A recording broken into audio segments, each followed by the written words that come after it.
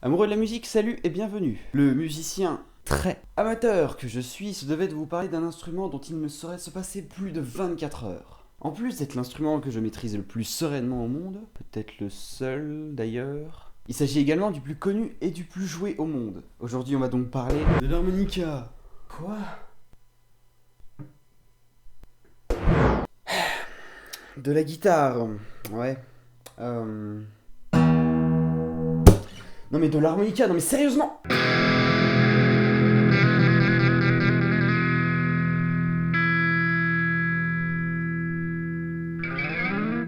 Alors rassurez-vous, dans cet épisode, il n'est pas question de cours magistral sur ce qu'est une partition, ni même aucune autre méthode théorique sur la guitare. En ce qui concerne les partitions, je ne saurais vraiment vous en décrire une, et pour mes connaissances théoriques de l'instrument, elles sont aussi minces et développées que le niveau d'écriture de Maître Gims par exemple.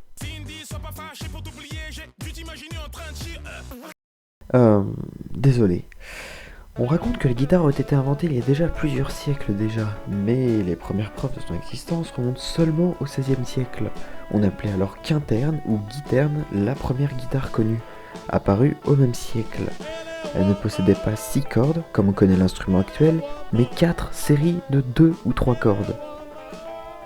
Des guitares, aujourd'hui, il en existe de toutes sortes, classiques, folk, électroacoustiques, électriques. Il y en a pour tout le monde et de toutes les couleurs en plus. Mais inutile de se le cacher, si la guitare est un instrument si pratiqué, c'est qu'il y a de bonnes raisons à cela. La première étant pour les messieurs, où cet outil peut se révéler être une véritable arme de séduction. Tu sais chérie, je passe vraiment des moments formidables avec toi, des moments uniques. Alors, pour te rendre tout ce que tu m'as offert et t'exprimer mon amour, je te dédie cette chanson. Laissez-moi vous dire que le séducteur musicien est un simple mythe. Vous n'augmenterez jamais vos chances de conquérir votre amour avec cet instrument. Tu dis ça parce que ça t'est jamais arrivé, hein.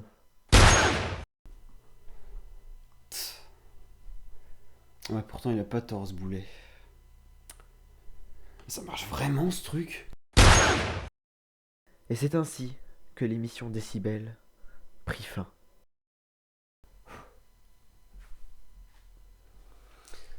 Quoi? Mais ne vous en faites pas, si la guitare est un instrument si pratiqué, c'est parce qu'elle s'adapte à beaucoup de styles différents. Beaucoup d'amateurs, avec peu de moyens, ont su se faire connaître sur internet en grattant 3 ou 4 accords sur leur instrument. Certains d'entre eux, aussi drôles soient-ils, équipés seulement de leur voix et de leur guitare, attirent plus d'attention qu'un grand nombre d'artistes et de groupes amateurs. Et oui, je viens de vous montrer 2 filles à la guitare. Elles existent bel et bien. Non, je dis ça parce que quand j'ai vu certains commentaires dans les vidéos que vous venez de voir... Tu es très sexy et délicieuse, poupée. Je me suis concentré sur autre chose que la musique. Si vous voyez ce que je veux dire. Merci Internet de me redonner chaque jour foi en l'humanité. Enfin, pour être sérieux, 2 secondes quand même, j'aimerais vraiment passer un message à toutes les filles qui jouent de la guitare. Continuez de faire ce que vous faites. Je vous kiffe. D'ailleurs, moi-même, j'avais essayé, il fut un temps, de présenter quelque chose sur Internet, hein. Mais, allez savoir pourquoi, mon œuvre est restée méconnue du grand public, cachée dans l'ombre à jamais. C'est beau ce que je viens de dire, putain.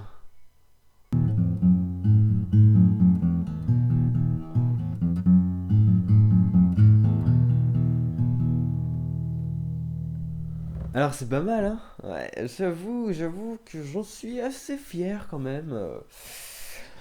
Non, je suis d'accord avec vous, c'est pas terrible.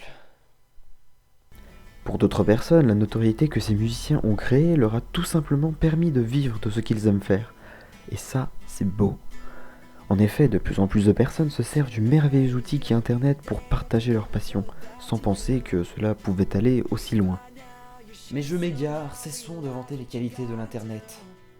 N'avez-vous jamais connu cette envie passionnelle, au-delà d'être simple spectateur du monde musical que vous admirez tant, de vous initier à la pratique d'un instrument pour ressentir vous aussi le plaisir de jouer un air entraînant, créer votre propre univers, votre style quoi.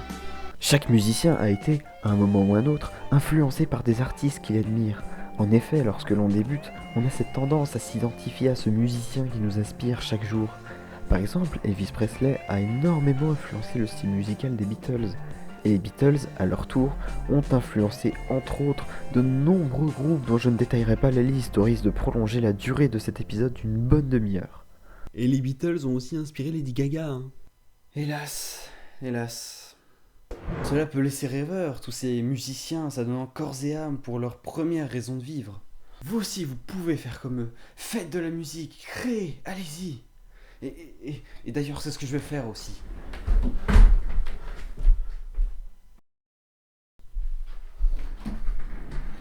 Putain, party use, vous bouffon.